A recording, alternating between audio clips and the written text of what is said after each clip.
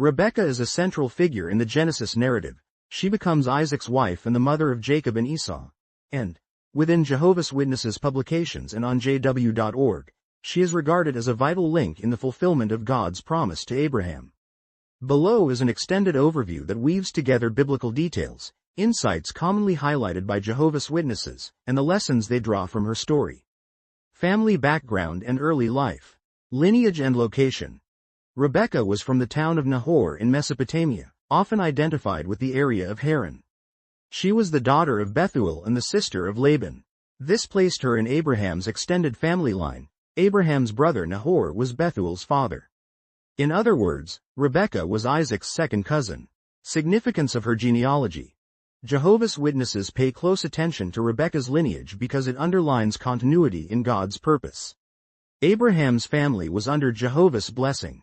By looking for a wife for Isaac within Abraham's kin, Abraham's servant was essentially seeking someone who shared faith in Jehovah.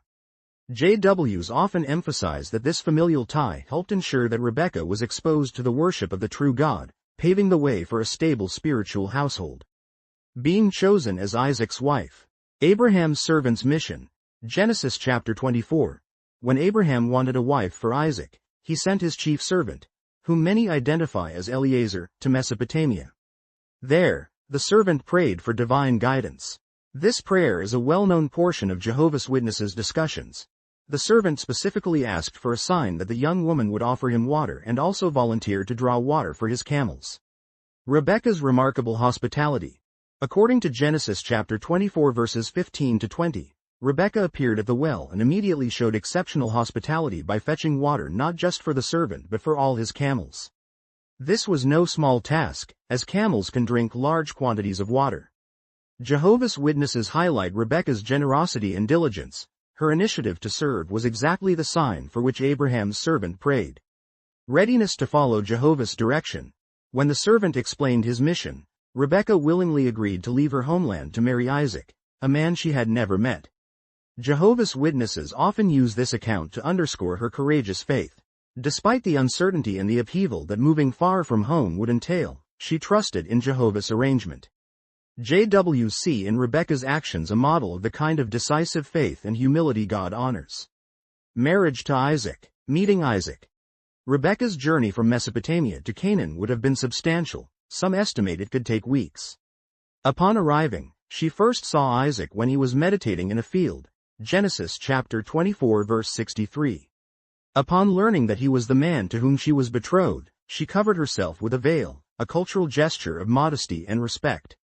A comforting partner.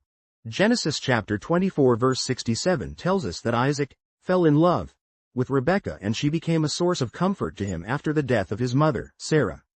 Jehovah's Witnesses highlight this moment to show how deeply valued Rebekah was in Isaac's life, illustrating the blessings that can follow when one trusts Jehovah's direction in major decisions like marriage.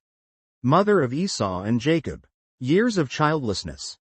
Genesis chapter 25 verses 20 to 21 indicates that Isaac was 40 years old when he married Rebekah, but they had no children for nearly 2 decades. Isaac's prayer on Rebekah's behalf was eventually answered when she conceived twins. Jehovah's Witnesses sometimes cite this long period of waiting to show that Jehovah's blessing may not be instantaneous but is still sure when aligned with his purpose. Prophetic message about her twins. When her pregnancy became difficult, Rebekah sought Jehovah's guidance. She was told that 2 nations were growing in her womb and that the older son, Esau, would serve the younger, Jacob.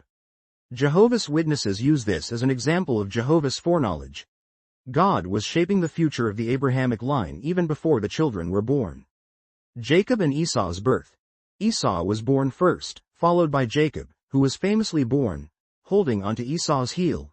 Genesis chapter 25 verse 26. This birth detail is sometimes cited by Jehovah's Witnesses to foreshadow the lifelong rivalry between the brothers, and more importantly, the outworking of Jehovah's prophecy, that Jacob, the younger, would gain the inheritance blessings. Role in securing the blessing for Jacob. Favoritism in the household. The account in Genesis chapter 25 verse 28 indicates that Isaac favored Esau, while Rebekah favored Jacob. Jehovah's Witnesses caution against such familial favoritism but acknowledge this was part of the ongoing biblical narrative. Rebekah's special fondness for Jacob aligned with Jehovah's prophecy that Jacob was to receive the blessing. The deception of Isaac, Genesis chapter 27. As Isaac grew older, Rebekah overheard him plan to bless Esau. She then orchestrated a plan for Jacob to pose as Esau to receive the firstborn blessing.